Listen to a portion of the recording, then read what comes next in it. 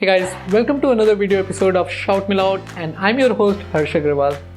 Well, I often talk about blogging, SEO, social media, WordPress, and especially how to become your own boss. Well, this video is for bloggers and bloggers who are really serious about their blog, who want to take their blog to the next level. And this is a very unstructured video, impromptu video where I'm going to share some of the things that I've done in the past few years that has actually made ShoutMeLoud as a brand that you know of. So few things that will actually put you up at least 50 to 60% up from where you are. These changes you have to make in your life around your blog, and it will change a lot of things. So let's go ahead and learn these few things. First and the foremost, have a vision and mission statement. Have a plan like what your blog is all about. What is the vision that you have for your blog? What is the mission that your blog is going to accomplish?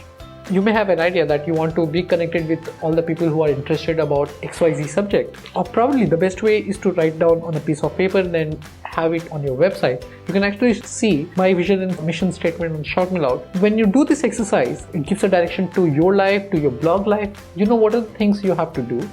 What are the things that you have to safeguard from yourself. And with time you'll figure out these are the things that you don't have to do. When new things come to your life, you will be easily able to figure out if these are the things that should be a part of your blog or should not be. Now that's vision and mission statement. Second, you should level up your branding game. And it's because a lot of things online is all about perception. So to give you an example, when you meet somebody outside, how they dress or how their body language is make you start liking them or disliking them without them uttering a word. And that's called perception, and that's a real thing. You like it or not, that's how things work. And it's the same online.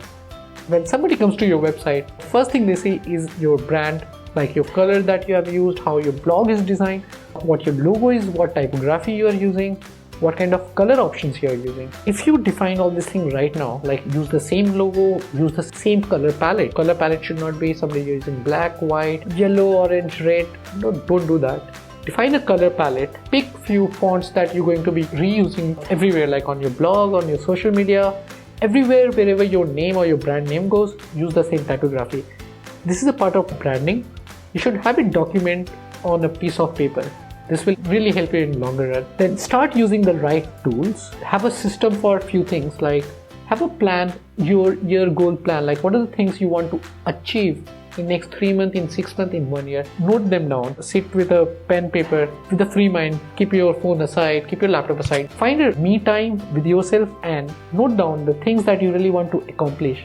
It could be in 10 years timeline, but you need to write it down. Once you do that, you would be amazed to know the things that you really want to do in your life. The things will start happening automatically because now you have something to look upon to. Let's say you have decided, you have done this exercise, you have decided the things you want to do in 3 months time, in 6 months time. Now for the next few weeks, you can actually divide that big task of work, the goal where you want to be, into small chunk of tasks which will help you to reach there. For example, one of my goals is to write a book on a particular subject. Now I've decided that I've been holding that challenge for quite a long time. So here's what I've done. I've decided that every week I'll finish one chapter. For that I need to write about 1000 words every day, and that's how it will be. I've decided a day when the book will be launched. That's the day I'll be throwing a party. Not like a lavish party, but a party for my friends to celebrate that the book is launched. And what happens when you announce a day for a party? People would come, you have to throw a party. And that's something which you do for yourself. Like whatever things you want to do, put a deadline, put a date on which you want to throw a party. Even if it's not people that you don't want to invite, that's okay. Go out, have a coffee, go out, have a drink anywhere. That's perfectly fine. But have a deadline, have a date for the things you want to accomplish. And things will start happening.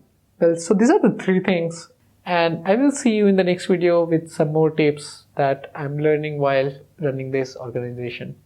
Bye bye, this is Harsh.